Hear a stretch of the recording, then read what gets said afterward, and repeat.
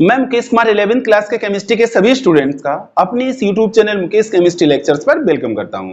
बच्चों, आज के इस लेक्चर का टॉपिक है पाउली का अपवर्जन नियम। It means Pauli's exclusion principle. बच्चों, इस नियम को साधारण बोलचाल में केवल पाउली का नियम भी कहा जाता है। तो बच्चों, इस नियम को समझने के लिए और इसका नोट्स अपनी कॉपी में राइट डाउन करने के लिए आप अपनी कॉपी और पेन के साथ रेडी हो जाइए। तो बच्चों, स्टार्ट करते हैं कि पाउली का अपवर्जन नियम क्या है। बच्चों, जैसा कि मैं कह रहा हूं पाउली, तो बच्चों पाउली एक साइंटिस्ट थे जो ऑस्ट्रिया नामक कंट्री के थे और इन्होंने 1925 ईस्वी में अपना ये नियम प्रतिपादित किया था। किस समय प्रतिपादित किया था बच्चों? 1925 में। किस कंट्री के वैज्ञानिक थे बच्चों? ये ऑस्ट्रिया के साइंटिस्ट थे और इनका पूरा नाम है बच्चों वोल्फगांग पाउली। तो बच्चों, ये इनसे रिलेटेड कुछ जानकारी है जो मैंने आपको बता दी, आपसे शेयर की। अब बच्चों, इनके नियम पर आते हैं। बच्चों, इससे ठीक पहले मैंने जो लेक्चर वीडियो अपलोड किया है चैनल पर, जिसमें मैंने क्वांटम संख्याओं के बारे में विस्तार से बताया है आपको, ये क्वांटम संख्याओं से रिलेटेड पाउली का नियम है। अब बच्चों, जैसा कि आपको बताया जाता है कि क्वांटम संख्या 4 प्रकार की होती है। मुक्त क्वांटम संख्या n, दिगंशी क्वांटम संख्या L, चुंबकीय क्वांटम संख्या M और चक्रण क्वांटम संख्या S। N, L, M, S। N means मुक्त क्वांटम संख्या, L दिगंशी क्वांटम संख्या, M चुंबकीय क्वांटम संख्या और S चक्रण क्वांटम संख्या। बच्चों, मेरी सलाह है कि आप इस नियम को समझने से पहले क्वांटम संख्याएं क्या हैं और ये कितने प्रकार की होती हैं और इनकी वैल्यू कैसे डिटरमिन की जाती है, इसका लेक्चर वीडियो, इसका मैं लिंक अपने डिस्क्रिप्शन बॉक्स में आपको प्रोवाइड करा दूंगा। तो इसको पहले आप देख लें ताकि आपको पाउली का अपवर्जन नियम अच्छे ढंग से समझ में आ सके। तो बच्चों, अब इनके नियम पर आते हैं। बच्चों, पाउली ने यह कहा था कि किसी एक ही परमाणु में 2 इलेक्ट्रॉनों के लिए चारों क्वांटम संख्याओं के मान समान नहीं होते हैं। क्या कहा था बच्चों? किसी एक ही परमाणु में 2 इलेक्ट्रॉनों के लिए चारों क्वांटम संख्याओं के मान समान नहीं होते हैं। अब बच्चों, इसकी मीनिंग क्या है? इसकी मीनिंग यह है कि किसी परमाणु में किन्हीं 2 इलेक्ट्रॉनों के लिए अधिकतम 3 क्वांटम संख्याओं के मान तो समान हो सकते हैं। अधिकतम 3, it means N, L, M के मान तो समान हो सकते हैं, लेकिन चौथी क्वांटम संख्या S यानी कि चक्रण क्वांटम संख्या S के मान अवश्य ही भिन्न होते हैं। यह पाउली ने कहा था। ओवरऑल पाउली का यह कहना है कि किसी परमाणु में कोई 2 इलेक्ट्रॉन एक जैसे नहीं हो सकते। यहां तक कि उन दोनों इलेक्ट्रॉनों का अधिकतम क्या समान हो सकता है? अधिकतम उनका कोष समान हो सकता है, उपकोष समान हो सकता है, ऑर्बिटल समान हो सकता है, लेकिन चक्रण समान नहीं होगा।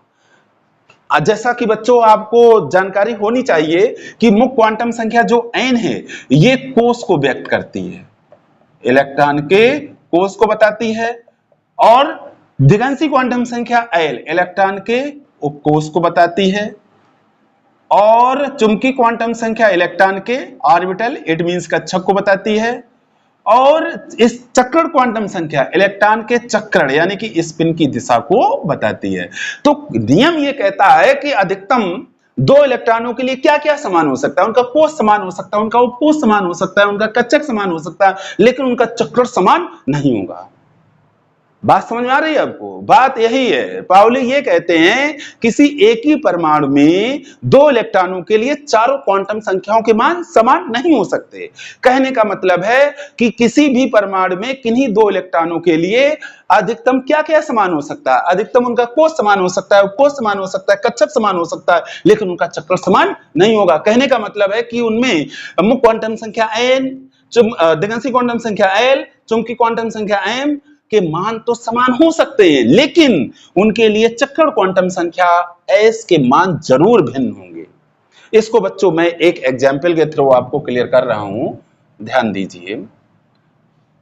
बच्चों एग्जाम्पल से पहले इसको मैं एक बार रीड किए दे रहा हूं ताकि आप इसका स्क्रीनशॉट लेके अपनी कॉपी में नोट कर सकें। इसके बाद मैं इसका एग्जाम्पल आपको अच्छे ढंग से एक्सप्लेन करने जा रहा हूं। क्या है बच्चों, पाउली का अपवर्जन नियम, पाउलीज एक्सक्लूजन प्रिंसिपल। ये नियम ये कहता है कि किसी एक ही परमाणु में दो इलेक्ट्रॉनों की चारों क्वांटम संख्याएं समान नहीं होती हैं।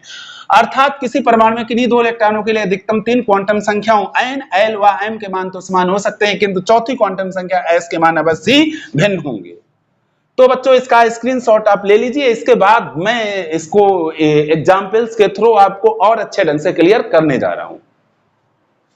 अब बच्चों मैं इसको एग्जाम्पल्स के थ्रू आपको क्लियर करा रहा हूं। एग्जाम्पल इसके लेते हैं।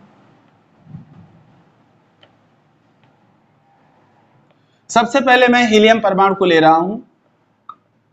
हीलियम वो परमाणु है जिसके पास 2 इलेक्ट्रॉन होते हैं। तो बच्चों इसका इलेक्ट्रॉनिक विन्यास क्या होगा, 1s2 और s कोष में एक s ऑर्बिटल होता है। बच्चों जैसा कि आपको पता है ऑर्बिटल को बॉक्स से डिनोट करते हैं और इसमें 2 इलेक्ट्रॉन हैं। इलेक्ट्रॉन को हाफ एरो से भी डिनोट करते हैं और फुल एरो से भी डिनोट करते हैं। तो ऑर्बिटल में अधिकतम 2 इलेक्ट्रॉन रह सकते हैं। एक की चक्रण की दिशा दक्षिणावर्त होती है, दूसरे की वामावर्त होती है। तो हम बनाएंगे दक्षिणावर्त को हाफ एरो से अपवार्ड डायरेक्शन में बनाते हैं और वामावर्त को हाफ एरो से डाउनवार्ड डायरेक्शन में बनाते हैं। बच्चों आपको ये सब मैंने क्लियर करा दिया है, आप पिछले लेक्चर वीडियो आप देखें ध्यान से। ये ऑर्बिटल का सिंबल है जो बॉक्स से हम शो करते हैं। और ये पहला इलेक्ट्रॉन, ये दूसरा इलेक्ट्रॉन, ये दिशा है दक्षिणावर्त, ये दिशा है दक्षिणावर्त और ये दिशा होती है वामावर्त। वामावर्त दक्षिणावर्त में मीन्स जिस दिशा में घड़ी की सुई घूमती है, ऐसे घूमती है, तो ये दक्षिणावर्त है। ये आपकी कौन सी दिशा है, दक्षिणावर्त। वामावर्त क्या होती है, वामावर्त इसकी ठीक अपोजिट होती है।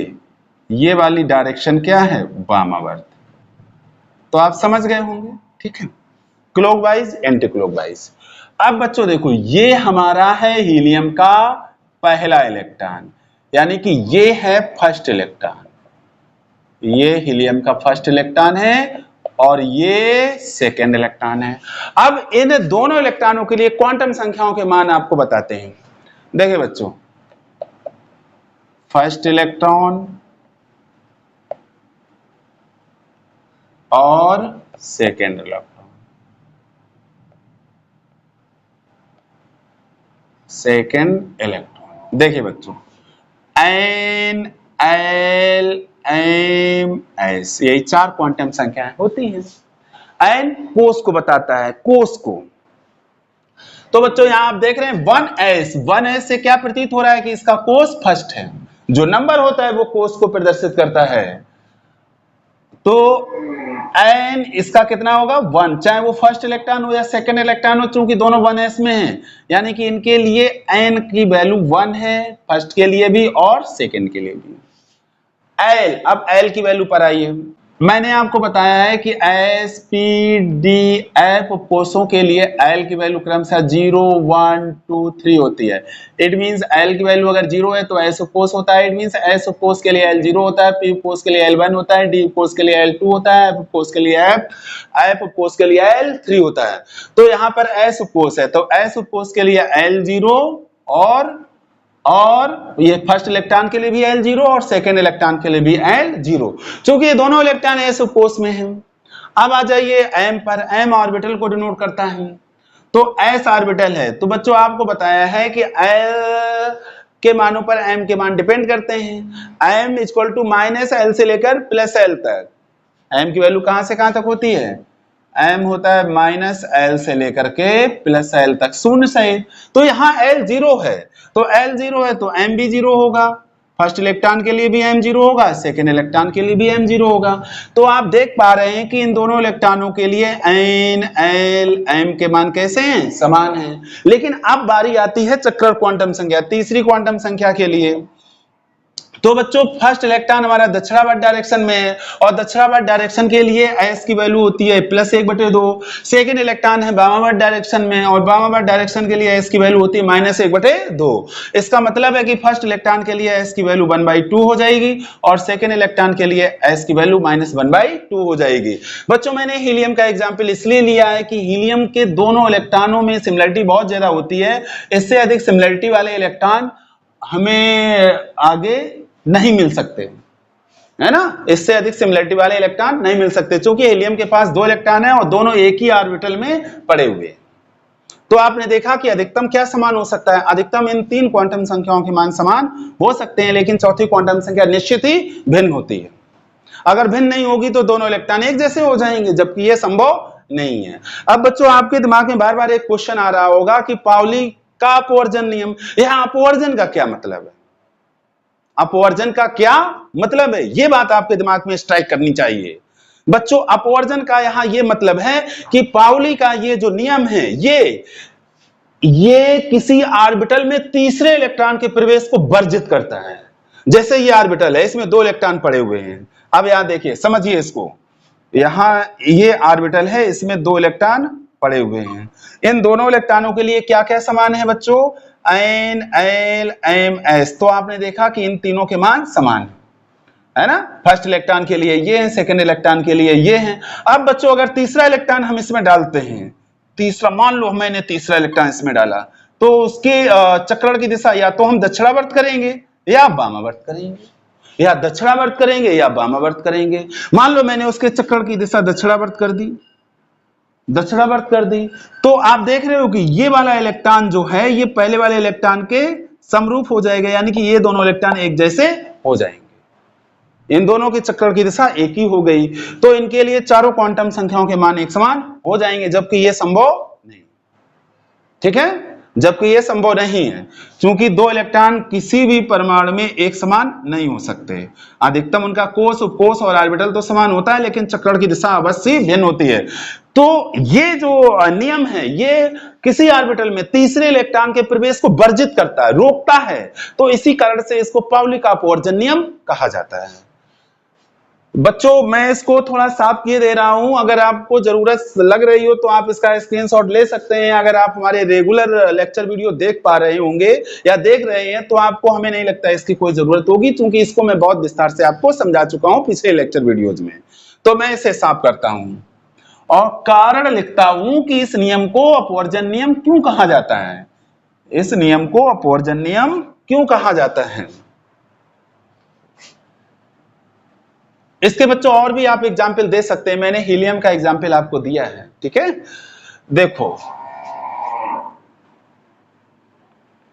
पाउली का नियम, पाउली का नियम किसी ऑर्बिटल में तीसरे इलेक्ट्रॉन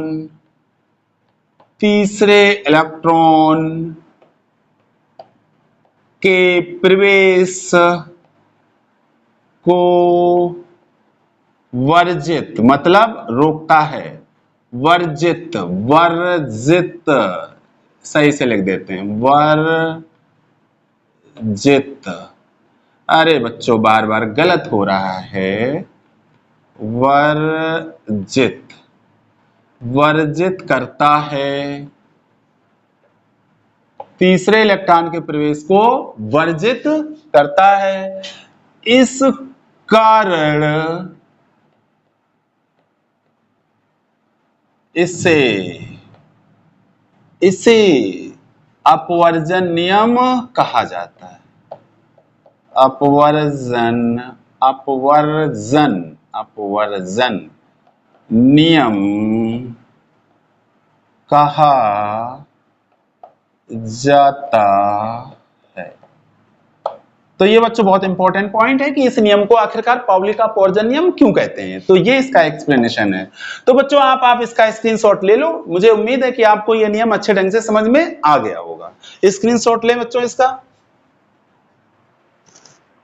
तो बच्चों आप इस छोटे से लेक्चर वीडियो को यहीं पे समाप्त करते हैं। अगर बच्चों आपको पाउली का अपवर्जन नियम अच्छे ढंग से समझ में आया है तो आप इस लेक्चर वीडियो को लाइक और शेयर जरूर करें, और अगर आप चैनल पर नए हैं तो चैनल को सब्सक्राइब कर लें, जिससे आपको रेगुलर केमिस्ट्री के लेक्चर वीडियो समय से प्राप्त हो सके। Thank you so much.